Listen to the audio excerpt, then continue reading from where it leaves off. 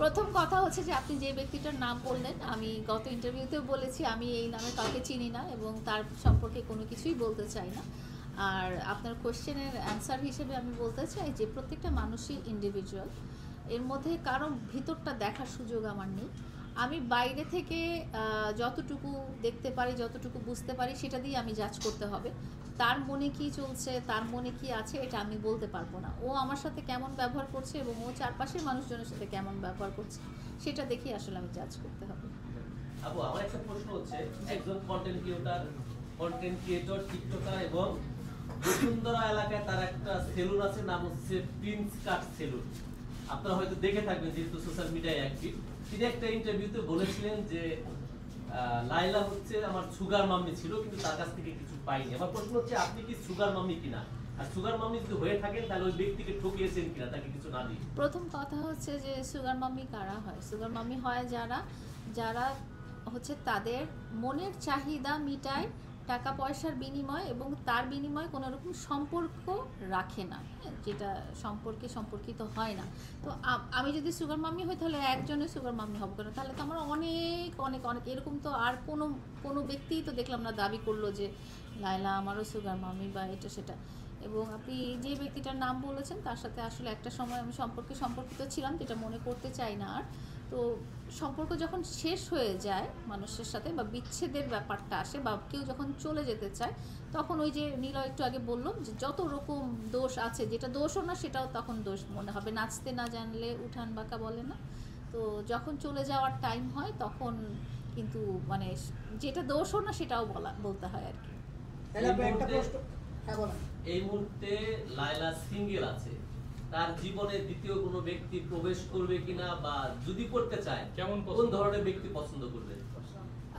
এখনো আমি চিন্তা করিনি, কারণ আমি খুব বড় একটা মানসিক কি বলবো এটাকে, টার্বুলেন্স বলতে পারি, একটা ঘূর্ণিঝড়ের মধ্যে দিয়ে আমি পার করে আসছি। তো এখনও আমি মানে আমি না আপনাদের সাথে হাসি খুশিভাবে কথা বলছি, খুব ঠান্ডা মাথায় কথা বলছি, কিন্তু আমার মানসিক অবস্থাটা কিন্তু আসলে একদম ভালো নাই।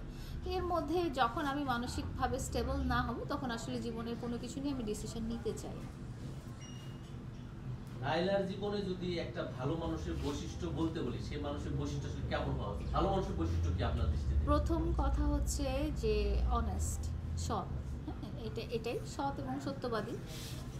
মিথ্যা হচ্ছে সমস্ত অপরাধ বা অন্যায়ের মূল। আপনি যখন একটা মিথ্যা কথা বলবেন, সেই মিথ্যা কথাটা ঢাকার জন্য আপনাকে হাজারটা মিথ্যা কাজ এবং মিথ্যা কথা বলতে হবে। সো আমি সত্যবাদী এবং অনেস্ট, এটাই বলবো। লায়লার জীবনে সবচেয়ে বড় ভুল কি ছিল? আমার জীবনের সবচেয়ে বড় ভুল ছিল যে, ছোট একটা এক্সাম্পল দেই, যে জুতার দাম কোটি টাকা হলেও সেটার স্থান পাইই থাকে, সেটা মাথায় উঠানোর কোনো স্কোপ নাই। তো আমি ওইটাই করতে চেয়েছিলাম, বাট জুতা আমাকে দেখিয়ে দিল যে জুতার স্থান আসলে পাই। লায়লাকে যদি লায়লা সুপার পাওয়ার পেত, একটা ইচ্ছা পূরণ করতে বলা হতো, সেটা কি করতো লায়লা? পৃথিবী থেকে দুঃখ কষ্ট দূর করে দেওয়ার ব্যাপারটা আমি করতাম। যদি আমাকে এই ধরনের কোনো ক্ষমতা দেওয়া হতো, মানুষের দুঃখ কষ্ট, মানুষের জীবনটা আসলে খুব ছোট। আমি সবসময় বলে আসছি এবং সবসময় দেখবেন যে আমার বেশিরভাগ ক্যাপশনে লেখা যে জীবনে অনেক সুখী হতে চাই। আমার ধারণা যে পৃথিবীর সব মানুষই জীবনে সুখী হতে চায় এবং এই সুখী হতে যেই স্ট্রাগল, মারামারি, কাটাকাটি, এক একজনের সুখের ডেফিনেশন যদিও আলাদা, কিন্তু সবাই আসলে সুখী হতে চায়। অনেকেই মনে করে লায়লা কোটি টাকার মালিক, আসল সত্যটা কি? আসল সত্য হচ্ছে লায়লা একজন সাধারণ মানুষ। এখানে কোটি টাকার কিছু নাই, বরং অনেক ঋণ আছে, সেটা গত কয়েকবার বলে দিয়েছিলাম। এখন একদম মাইনাস। আমরা একটা জিনিস লক্ষ্য করেছি, সোশ্যাল মিডিয়ায় ভেসে বেড়াচ্ছে, ঈদের কুরবানি ঈদকে কেন্দ্র করে লায়লার নামে একটি কি বলবো, কুরবানির একটি কুরবানি পশু যেটা বলি পাওয়া যাচ্ছে, গাবতলী গরু। এটা দেখেছেন কিনা, এবং এই যে আপনার নামে নামকরণ করা হলো, এই ব্যাপারে আসলে আপনি কি বলতে চান? আমি দেখেছি। তো আপনারা তো নিশ্চয়ই জানেন যে কোরবানি কোন পশুটাকে দেওয়া হয়, যেটার জন্য আপনার মায়া হবে। কোরবানির মেইন থিমটাই হচ্ছে যে আপনার জীবনের সবচেয়ে প্রিয় জিনিসটাকে আপনি আল্লাহর নামে কোরবান করে দিবেন। হ্যাঁ, তো স্যাক্রিফাইস করবেন। তো এখানে সবচেয়ে যেই পশুটা নিয়ে আসবেন আপনি কোরবানি দেওয়ার জন্য, এবং সেটার প্রতি যদি আপনার মায়া না হয় তাহলে কিন্তু জিনিসটা হবে না। তো সেটার প্রতি আপনার মায়া জন্মাতে হবে। তো যখন কেউ তার কোরবানির পশুর নাম আমার নামে রেখেছে, তার মানে তার অনেক মায়া আছে ওই পশুটার জন্য।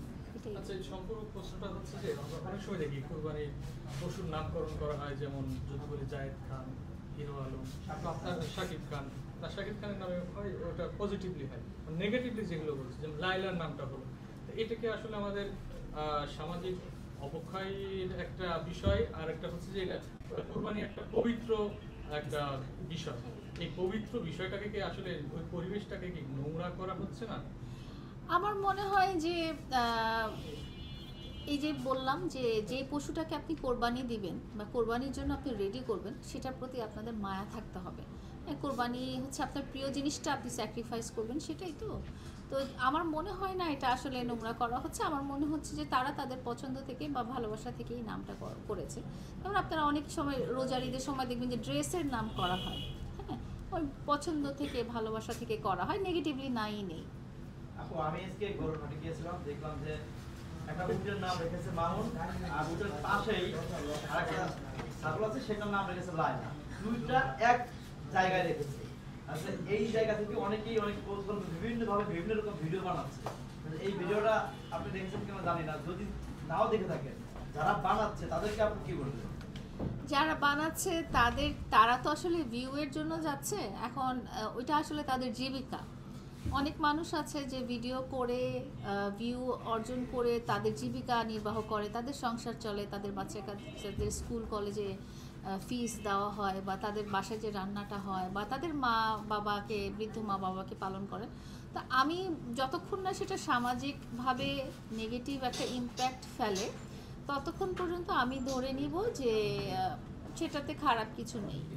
যদি সেটা সামাজিকভাবে খুব নেগেটিভ ইম্প্যাক্ট পড়ে, তাহলে সেটা আসলে বিরত থাকাই উচিত। কিন্তু যখন এটা একটা মানুষের রুটি রুজি হয়ে যায় এবং সেটা আসলে কারো মনোকষ্টের কারণ না হয়, ততক্ষণ আমার কাছে কোনো ব্যাপার না। লাইলাকে দেখতে গরুর হাটে যাবে কিনা? আমি আসলে যাই না, আমার খুব মায়া লাগে। আমি কখনো কোরবানি দেখতে পারি না, মানে একটা মুরগি জবাই যে করবে সেই জিনিসটাও আমি কখনো দেখতে চাই না। আমার খুব মায়া লাগে প্রাণীটার, এবং আমি কখনো যে মানে আমার বাসার কোনো মুরগিকে জবাই করে রান্না করা হয়েছে সেটা আমি খেতে পারি না। আমার খুব মায়া লাগে। আমি যদি জানি যে আজকে এই গরুটা বা এই ছাগলটা আমার বাসায় কোরবানি হচ্ছে, ওটার মাংস আমি আসলে খেতে পারি না, আমার খুব মায়া লাগে।